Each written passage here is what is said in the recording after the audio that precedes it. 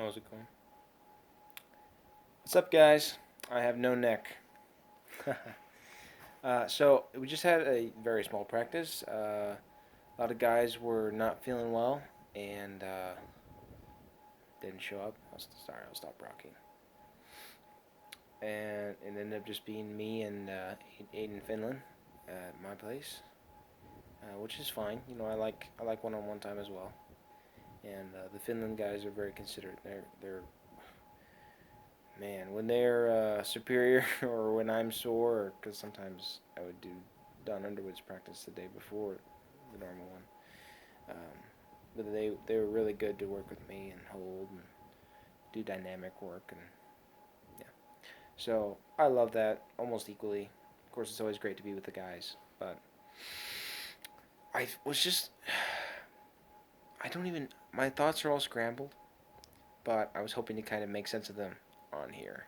So what organization there is, it's not even intended. Uh, so let's hope it's organized in some fashion that's sensible. Side pressure. I heard Wyatt in our group, and I think it's on one of the videos, was trying to tell. I was like, "What is side pressure?" And I think he was telling me, or he was telling Aiden, and I heard it and I thought about it. I was like, "That makes sense." What he said was in the strap. First movement you want to do, you want to keep your hand, right? Don't let your hand go backwards or anything like that. Keep your hand. Row, right? The lat drag. And then just bring your arm with your body straight to the side. Down the middle of the table. Hand peg to hand peg. This is such an impossibility. I pulled with pros. I pulled with guys ridiculously stronger than me. And it felt very much the same in that, okay, I'm posting as hard as I can. They're not moving. I'm finding there's their fingertips. Roll them up. They're not moving. To the point where I thought that if I was strong enough, I would just break the bone there in the back of my hand, as opposed to actually move their fingertips, which is crazy to think about. But more or less, that's what side pressure was to me when I started a year ago. So, when I pulled tonight, I did some more experimentation with it because Aiden was still sore from his match. He's got some shoulder issues, which affects his side pressure, and his pronation is mainly through his side pressure. It's a foundation for his side pressure is side, or for his pronation is side pressure. So he trains side pressure through his thumb, like that. Long story short, it was borderline easy for me to pin through his pronation, like I do with Mason on left when he's tired, because it was like his pronation wasn't there. Aiden is very strong. I would not want to face him. The day Mark faced him, that was a strong guy. He knows how to prepare. He came in ready. They're very intelligent. I tried some of the side pressure tonight, and I communicated with Aiden. He worked with me. I just wanted him to do a normal, hold the center, and see what I could do. I had a decent grip, and I didn't really have any height, but I don't really need any height. Height doesn't matter to me. And then I pulled it towards me, and I drove to the side, and it wasn't any big deal. But, shockingly enough, the same thing that I've noticed when I pulled Wyatt, when he gets a little bit tired, pinning becomes very difficult. Everything, probably 90% of the range, even to losing, is his power. He's so strong. When you get to that pin, that about last 5-10%, probably a good 2-3 inches, he just can't make the pin happen hardly. You have to give up. And it's a tremendous amount of pressure, so who wants to hold that? Just run on their bicep isolated, so it's a matter of time. But still, I found that to be the case also. And I am now sub 200 pounds. Himself being a larger man, significantly. And larger people, especially in the chest and the stomach, find it more difficult, and especially even more so shorter arms, because of the distance from the hand peg in your hand to your elbow to be able to clear the table to pin. But these people find it difficult to finish a match, even though they're typically very strong. Wyatt has tremendous strength to the joint, which is not my natural foundation. My natural foundation has always been that I have an ability to stably flex my wrist, and I'm just stronger than the other guys naturally. So strap pulling against guys that haven't trained, when we were all new, was favorable for me because I didn't have to hold on, so my hand didn't pump up, and I could get a lot of good work. And they would just quit and quit and quit next, quit next, quit. No big deal. Left. Ooh, I'm trying, but nothing. Strap's always been my friend. Tonight, I found that the multi-spinner has been really helping my thumb. And Devin Laird talks about consciously contracting your thumb as you roll with the pronation belt lifts. And while I think that's important, I do not at all, because I haven't hardly done any of it, think that attributes to my thumb-based pronation. Right? Everything from this knuckle, is basically right there, to the bottom of my hand where it folds, that line, that's all pushing, right? No, it's not. It's pulling, but it's like pull towards your, like that. So anyway, I think it's from the multi-spinner, just meaning that when I do my cupping work, the cupping implement is resting on my thumb base and my supinating ridge in my hand as well. And then I leave a little gap. So it's either one or the other, right? As it's not very stable and bounces between the two. And there's different wraps, of course. You can look at Devin Laird's stuff on that. He does a great job of showing. When I would get in the competition, in the Fallen Heroes, into a position for a ready go to start, right? There was very little movement in the setup. I don't think I was ever really cheated. Nobody was, destroying me on the setup. Nobody had huge advantages. Well, one thing, a lot of the younger guys that I could tell were in the sport less than 5 or 6 years. It was my second ever tournament. When I felt their hand, I was like, oh, you don't have it. Nah. No, I've got you. And it was like, he looks strong, but I don't think he's going to be able to connect, and I should be able to flash pin this guy. Now, the first tournament I went to, when I thought that way, I didn't get in the match at all until King's Move, which I wasn't set up to do that either. It was a failed King's Move. It was horrible. Because I thought, I'm just going to flash pin this guy. So in my mind, because that sounds so easy to flash pin someone, it was like I'd already won the match, so I just got up there and was like, hey, man, what do you want to work? That's the attitude I had. It's like, no, this is a competition. Destroy them. So when I went this time, I didn't let that change my mind. My mindset going into the match, I just thought, okay, I should flash pin him. Let's see what happens. Don't plan past the entry point. Right? Thank you, Devin. Thank you, Special Forces. Military guys. So what I did in the competition was I either stopped them before they would pin me, and a good distance, they just had center, really, a good amount of center, and then I would work them back slowly. And if I still couldn't pin them, I'd fatigue them and then pin. Or if I still couldn't, I'd transition to a press, or bring my shoulder forward a little bit and push. No big deal. Or I would be flash pinned myself. This is so interesting to me because strength gaps, sure. Skill level, experience, sure. Speed, definitely. I found that I'm very slow in competition, though. I think if I was actually going to be hitting, that I would be very fast amongst my group, the Kansas City Climbers. I think that's what we're going to call ourselves. Aiden had a good idea there. The rest of us have just been saying nonsense.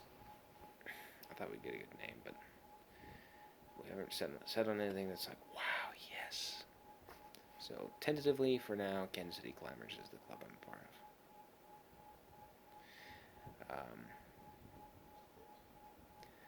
The other thing that these people have over me when they're flash pinning me is side pressure. I do not have that. And I'm finding, because my bone lock, right there, everything relaxed, don't try and open my arm, just stand there, pressure to pressure. I just move my body with my arm, and I pin you. It's because I've trained my humerus bone not to break. I've conditioned it so that it saves me, so that there's no point where I can take it too hard and my mother no longer allows me to arm wrestle, right? So, while I would welcome an arm break, I don't think it's going to happen. If anything, I think I would wrench my shoulder or tear something in my shoulder. Or maybe somebody might press into my wrist and break my wrist. No, those are more likely than my humerus bone. Maybe the elbow, but still less likely there too. Side pressure I do not have. This bone lock, it's too far outside of the... I mean, look at that. We're set up straight. You're looking straight at me. You're my opponent, right? I can't set up like that. I can't... I mean... How would you do that? Why would you do that? You're subjecting yourself to dangerous position. I'm not interested in that. When I get... Now that I'm about a year in, and I get over here about as far as I can go, and it's a little bit farther in than that, now I can kind of drive to the side, no pain, in the strap, as long as I have my hand. And if I kind of if I have my pronation still, I can catch a flop and just throw it to the side, no problem. If I can edge my shoulder back in, I can push to the side without my hand from a bad position. In a guy that's just taking my hand, or strictly outside, that's not using a lot of side pressure through my hand, but rather through my fingers. My side pressure does not start in the normal arm wrestling position. I have nothing there. I tried to press there. Every time I lose my... Oh, okay, done. Lost. I want to get that Andre Push... I'm not very tall. 5'10". Andre Pushkar was a very tall man. About 6'4", I think, to my recollection. And he would stand up really tall, and he would ready to go. Oh, devastating press from really high up on the right hand. Devastating. So impressive to watch. That's what I want to do. And that's what I think Aiden should do, because he's tall. Right, 6'1". He has very long arms. 6'1" and a +4 ape index. So, or +3. One or the other. Anyway. I don't have side pressure like that. I don't have the ability to just push to the side when my elbow's inside my body like that. Inside the four corners of my body. So, what do you do about this? Well, I found that because my base in developed strength, right, stuff that I've actually worked on in arm wrestling, seems to be this humerus bone, which I worked on for about 6 months, 5-6 months before I ever arm wrestled anyone, where it's not going to break. Because I'm working from there, it's slowly coming in from that, and then it's all about the hand from there. Big thumb push. Thumb pull. And start that trend, thumb pull. Because of that way, the way that is, let me see if I can set this up so it can see me.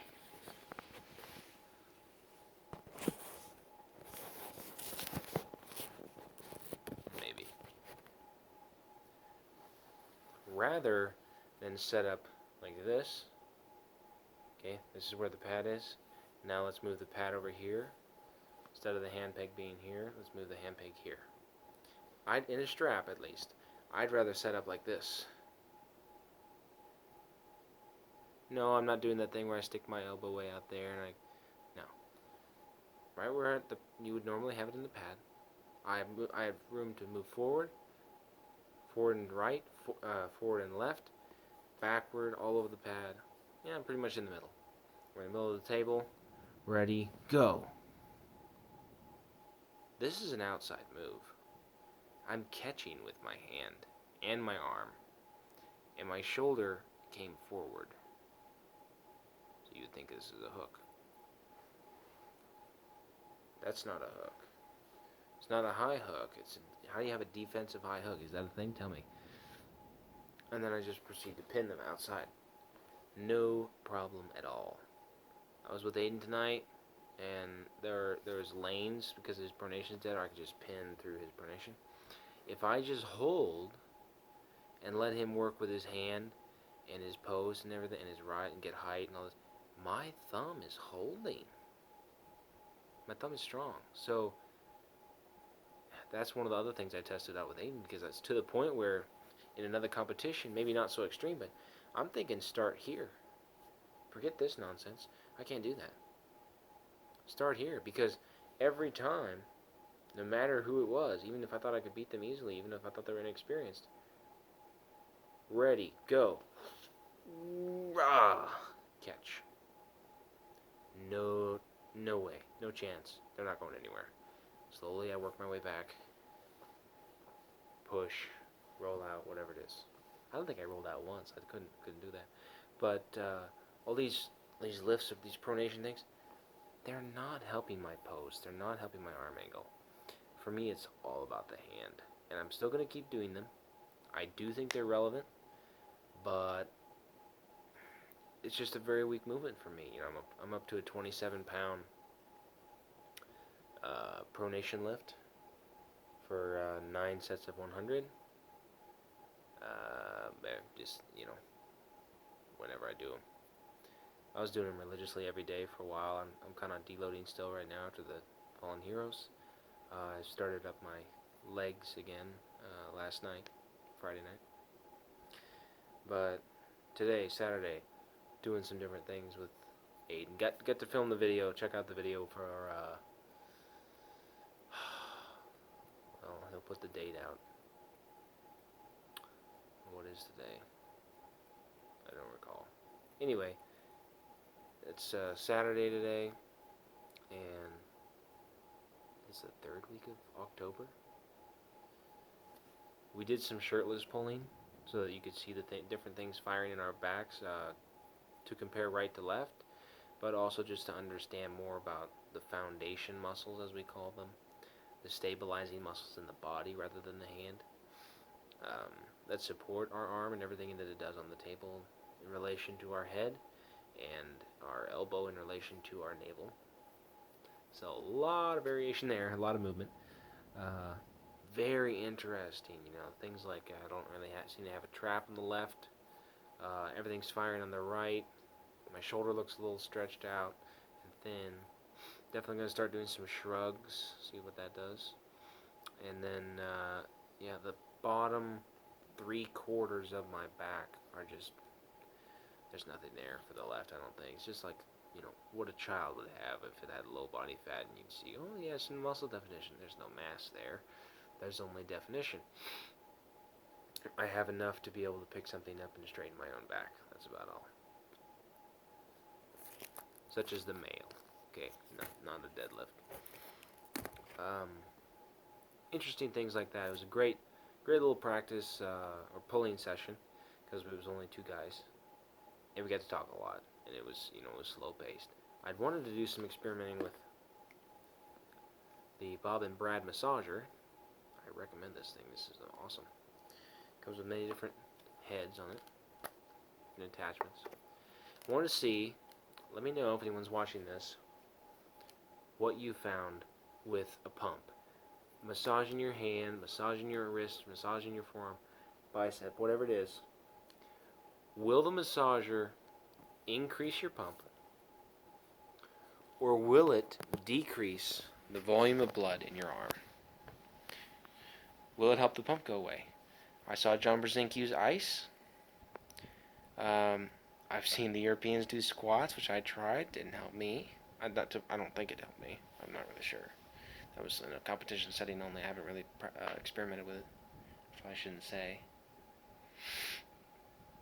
And when I saw ice, I thought, well, I learned it, I think it was 7th grade. It's like, if you cool things down at the atomic level, atoms slowed down and slowed down the processes of everything. You heat them up, it heats up the process of everything that they're doing. So, to me, why would I want to cool down my hand? Sure, it feels warm because there's blood in there. But if I cool down my hand with ice, so cool it down rapidly, then aren't I decelerating the natural process of filling my hand with blood and then having it go back out of my arm, back into the rest of my body? Because that's the natural process. That's what's going to happen. Just a matter of the time structure. How long will it take for that to happen? How long after you've stopped working will your hand continue to get pumped, continue to get larger and larger and more full of blood and more unusable before the pump starts to go down and recede? This is something we should all experiment with. I don't really get noticeable pumps. It's not, it's not very often I'll get a pump on the right arm. My left doesn't really look pumped, but I know when it gets pumped, pretty quick. I don't train my left. Lots of interesting thing that is worth noting down, or at least recording with video. And I am trying to make notes.